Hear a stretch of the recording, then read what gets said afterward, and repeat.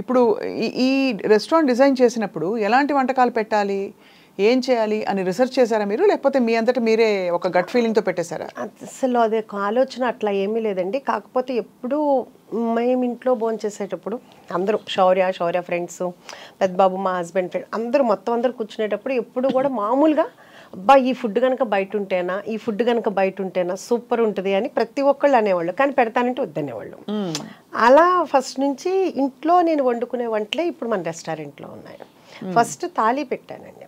అంటే south Indian ఉంటుంది, Chinese, north Indian, tandoori కాకుండా నేను కుక్కర్ పలావ్ అనేది ఒక 5 కుక్కర్లు కొన్నానండి. అది ఇప్పుడు దాకా ఎవరికి తెలియదు కదా అన్న ఉద్దేశంతో నేను కుక్కర్ పలావ్ ఇంట్లో చేసినట్టు చేద్దాము, ఎవరి కుక్కర్ వాళ్ళకే రెడీ చేసి ఇద్దాము అని ఒక 5 కుక్కర్లు కొన్నాను. తాళి ఒకటి పెట్టానండి. తాళి పెడితే ఒక 1 మంత్ బాగా నడిచిందండి. ఆ తర్వాత తాళీలు మొత్తం అండి అన్నం, పప్పు, కూర, అన్ని మొత్తం అండి. చాలా అంత మజ్జిగ పులుసు, పచ్చి పులుసు, పప్పుచారు, రసము, ఒక పులిహోర, లేకపోతే ఏదైనా ఫ్లేవర్ రైస్, ఒక స్వీటు, పప్పు కూర, ఒక ఫ్రై, రోటి చట్నీ, మొత్తం అన్ని కర్రీ, అన్ని పులుసు, అన్ని అంతా అది బాగా ఉందండి. అది బాగా పెట్టాలని అనిపించేది. పెట్టాము. అలా ఒక 1 మంత్ రన్నింగ్ అయింది, బాగుంది. కానీ తర్వాత అనుకోకుండా ఈ కుక్కర్ పలావ్ అనేది లైమ్ లైట్లోకి వచ్చేసింది. వచ్చిన ప్రతి ఒక్కళ్ళు మనకి 95% కుక్కర్ పలావ్ లేకుండా ఆర్డర్ చేయరండి కంపల్సరీగా. సో ఆ బిజీలో ఈ తాళి అనేది వెనక్కి వెళ్ళిపోయింది. ఇంకా దాంతో ఏంటంటే ఇప్పుడు తాళి ఆపేసాము. ఆ ప్లేస్ కూడా కొంచెం చిన్నది మనకి. సో 2 కావాలంటే కనుక కష్టం అవుతుంది. రేపు కొంపల్లో పెట్టేటప్పుడు అయితే తాళి ప్లాన్ ఉందన్నమాట. ఓకే. కుక్కర్ పలావ్ అంటే బేసిక్గా మీరు అన్ని వేసేసాక కుక్కర్లో పెట్టేసి ఆ ఇండివిజువల్ కుక్కర్ అలాగే సర్వ్ చేస్తారు? అంతేనండి, అంతే. అది కూడా ఎట్లా అంటే కనుక ఎవరి కుక్కరు అప్పుడు పొయ్యి మీద నుంచి రాగానే ఫస్ట్ డైరెక్ట్ వెళ్ళిపోవాలంటే మీకు పొగలు కక్కుతా వస్తుంది అనమాట. అందుకుని మనకేంటంటే ఇప్పుడు ఫస్ట్లో చాలా ఇబ్బంది అయింది. ఇప్పుడు ఏంటంటే ప్రీ ఆర్డర్ ఉందండి. వాళ్ళు వచ్చే ముందే కాల్ చేస్తారు. కాల్ చేస్తే మనం అన్నీ చేసి పెడతాము. వాళ్ళు వచ్చిన తర్వాత మనకి చెప్తే అప్పుడు మనం ఆన్ చేస్తాము. అప్పుడు 20-25 మినిట్స్ పడుతుంది. వీళ్ళు ఈలోపు సూప్స్ లేకపోతే కానీ స్టార్టర్స్ అయ్యేలోపు అది కూడా వచ్చేది. ప్లానింగ్ కావాలైతే ఇప్పుడు చాలా హ్యాపీగా ఉందండి. కాకపోతే ఇప్పుడు కుక్కర్ పలావ్లో మళ్ళీ ఫ్లేవర్స్ ఒకటి పెంచామండి. అంటే ఫస్ట్ ఏమో మాంసం పలావ్, కోడి పలావ్, రొయ్యల పలావ్, వెజిటబుల్. ఇప్పుడు అందరూ ఒక్కొక్కళ్ళు 50 సార్లు 60 సార్లు తింటున్నారండి. అక్కడికి వచ్చి కుక్కర్ పలావ్ ఇంకా వాళ్ళకి బోర్ కొట్టలేదేమో కానీ వాళ్ళు అలా తింటుంటే నా మనసుకు నచ్చట్లేదు. అసలు యాక్చువల్గా వాళ్ళు ఎవరూ అడగలేదు. అంటే ఒక తల్లిగా అనిపిస్తుంది కదా, అబ్బా పిల్లలకి ఏదో ఒకటి చేసి పెట్టాలి అనే ఫీల్ ఉంటుంది కదా. అట్లా నా దగ్గరికి వచ్చేవాళ్ళు అడగల, వాళ్ళు బోర్ కొట్టకుండా అదే తింటున్నారు. కానీ వాళ్ళకి ఏదో ఒకటి చెయ్యాలి అని ఇప్పుడు ఏంటంటే అన్నిట్లో పండుమిర్చి ఫ్లేవర్ కలుపుతాం. మటన్ కానీ, వెజిటబుల్లో కానీ, లేకపోతే కోడి పలావ్లో కానీ, అట్లాగే గోంగూర, అలాగే చింతకాయ, అలాగే అదేంటి ఇంకా అట్లా వాళ్ళకి ఏ ఫ్లేవర్ కావాలంటే మనం వాళ్ళకి అన్నీ చేసి పెడుతున్నాం అనమాట. శౌర్యకి వంట వచ్చండి? శౌర్య బాగా వచ్చండి. అంటే వంట వచ్చా అంటే రుచులు తెలుసా అని? చాలా బాగా అండి, చాలా బాగా. అసలు చాలా ఫుడ్డీ అండి. కాకపోతే ఇప్పుడు లక్ష్య సినిమా అంటే 2019 నుంచి డైట్ లో ఉంటుంది. ఇది పాపం సినిమా వాళ్ళకి అదొక ఇబ్బంది కదండి. అవునవును, సినిమా ఇండస్ట్రీలో ఉంటే చాలా. ఇప్పుడు అసలు తినమన్నా తినట్లేదండి. ఇప్పుడు ఏంటంటే మొన్న వచ్చి ఏరా ఏం తింటా అంటే అమ్మ నాకు వద్దమ్మా అన్నాడు. అదేంట్రా ఏదో ఒకటి అంటే నేను సలాడ్ తిన్నా అంటే మేము సలాడ్ చేస్తూ ఉంటాం. ఓహో మీకు సలాడ్ కూడా చేస్తారా అని ఇంకెళ్ళేటప్పుడు అన్నాడు. సరే ఈసారి చూడు నువ్వు నా సలాడ్ ఎంత బాగుంటుందో. ఓకే అందరికీ మేమేం చేయమేమో కానీ మా చెఫ్ చేస్తారు, చాలా బాగుంటుంది, మేము తింటాము అన్నా. అదే అండి, అందుకని ఇప్పుడు మాత్రం చాలా డైట్లో ఉంటున్నాడు.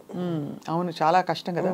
మీరు మరి రెస్టారెంట్లో ఆఫ్ కోర్స్ భోజనం దగ్గర ఉప్పు కారం నూనె పడకపోతే కష్టం, మంచి రుచిగా ఉండాలంటే. మరి మీకు ఆలోచన వచ్చినప్పుడు హెల్తీగా పెట్టాలా, ఇలా చేయాలా, హెల్త్ రెస్ట్రిక్షన్స్ ఉంటాయా అని మీరు ఏం ఆలోచించారు ఉష గారు? అంటే నేను మనమైనా ఇంట్లో కూడా చేస్తాం కదా, ఇప్పుడు ఇంట్లో కూడా ఆలోచిస్తాం కదా. అంటే నేను ఇంట్లో ఎప్పుడు అలా ఆలోచించలేదండి. ఎవరైనా డైట్ చేస్తాననే నేను ఒకటే చెప్తాను, డైట్ ఎందుకు చేయాలి, తినేటప్పుడు తినండి, ఎక్సర్సైజ్ చేసేటప్పుడు ఎక్సర్సైజ్ చేయండి. పడాల్సింది పడాలి, భగవంతుడు ఇచ్చాడు తినటానికి. ఇప్పుడు అంతే కదండి.